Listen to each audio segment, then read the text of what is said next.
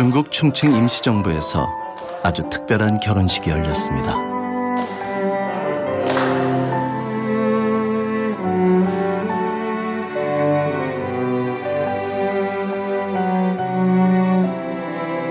신랑 박영준, 신부 신순호 동지가 오늘 부부가 되었음을 선포합니다.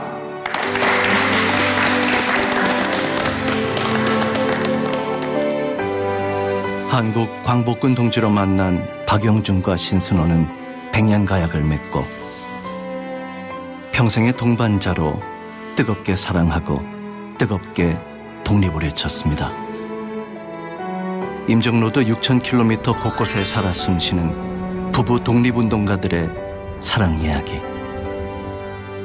억만겁 인연이 쌓여 만들어진 이름 부부. 그들이 함께 꿈꾸고 원했던 진짜 사랑은 무엇이었을까?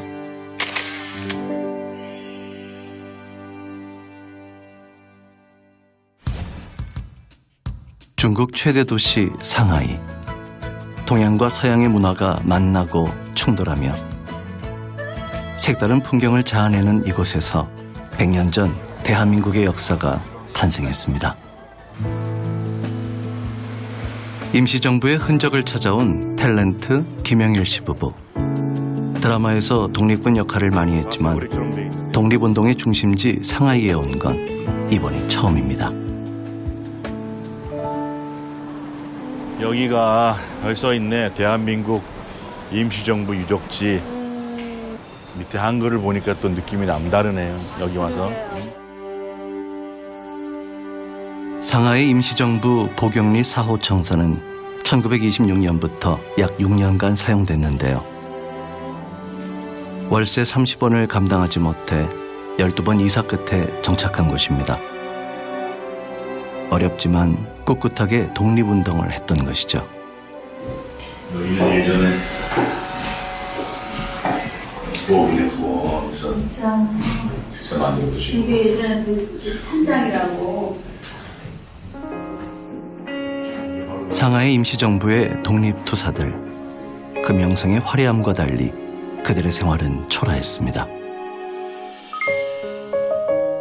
임시정부 요인들은 청사 건너편 골목에 모여 살았는데요. 지금은 상하이의 명동이라 불릴 만큼 땅값이 올라 대한민국 역사의 흔적도 사라질 위기에 처해 있습니다. 여기가 바로 네. 영경당이라고 그 김부 선생님하고 임시정부 요인들 가족들이 숙소로 쓰던 데거든. 영경방은 상하이 임시정부 가족 400여 명이 모여 살았던 작은 한인촌으로 타향살이와 독립운동에 지친 심신을 달래준 안식처였습니다. 우리 임시정부 요원들 가족들이 여기서 삶을 살았던 거지. 그러면 이곳에 남자도 있었을 거고 여자도 있었을 거고. 그렇지. 그리고 뭐 이 속에서 전쟁도 있었을 거고 사랑도 싹트지 않았을까.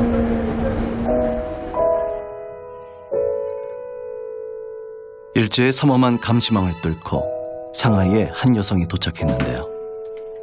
조선의 신여성 최선화입니다.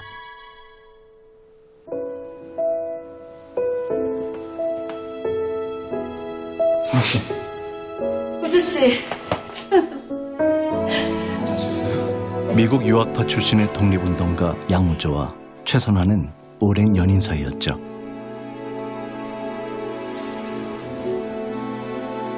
선아씨.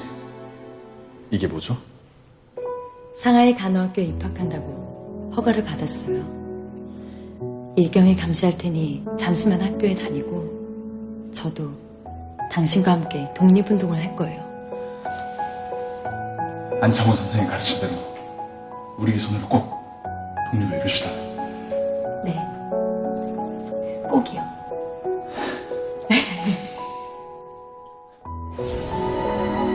엘리트 커플의 결혼은 임시정부에서 큰 화제가 됐고 김구 선생이 주례를 자처했습니다. 부부는 뜨겁게 사랑하고 뜨겁게 독립운동을 하는 동지입니다.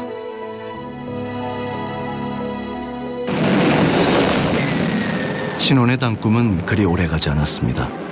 1937년 7월 7일 일본의 선전포고로 중일전쟁이 시작됐습니다. 이미 만주를 점령하고 있던 일본군은 베이징과 텐진을 거쳐 상하이까지 침범했습니다. 몇 달 후 중국 국민당 정부의 수도 난징까지 함락됐고 대한민국 임시정부의 숨통도 바싹 조여왔습니다.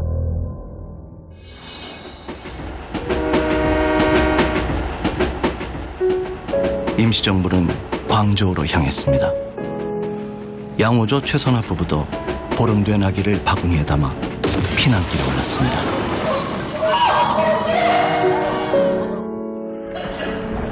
일본군의 무차별 공습에 두려움이 밀려왔습니다. 제시 괜찮아? 여보, 제시 좀 보세요. 이렇게 난리가 났는데도 무사히 잘 버텨주고 있어요.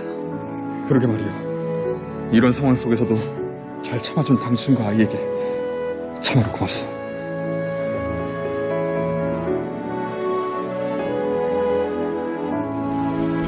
아기의 이름은 제시라고 지었다. 조국을 떠나 자란 아기가 세계 속에서 당당하게 제 몫을 하길, 능력 있는 한국인으로 활약하는데 불편함이 없도록 지었다. 부부는 딸 제시가 태어나는 순간부터 모든 것을 기록했습니다. 하루가 다르게 성장하는 아이의 모습에서 임시정부에 지난했던 피난 과정까지 고스란히 담겼습니다.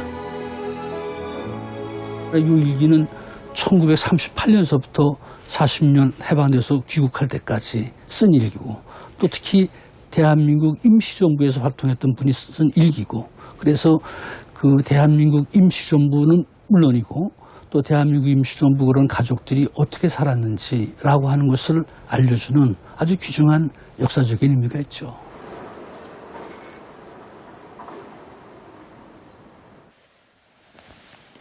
독립운동가 부부가 남긴 일기는 둘째 딸 양재경 씨가 간직하고 있는데요. 누군가는 박물관에 기증하라고 권유했지만 아직은 부모님의 숨결을 더 느끼고 싶습니다. 이 가방이 100년이 넘은 가방이에요. 아버지 학교 다닐 때 이렇게 좀약을 넣어서 이 일기도 있고 이 사진도 있고 여러 가지 서류가 있었어요. 그래서 이게 80년 넘은 일기지만 아직까지 그냥 그대로 있죠.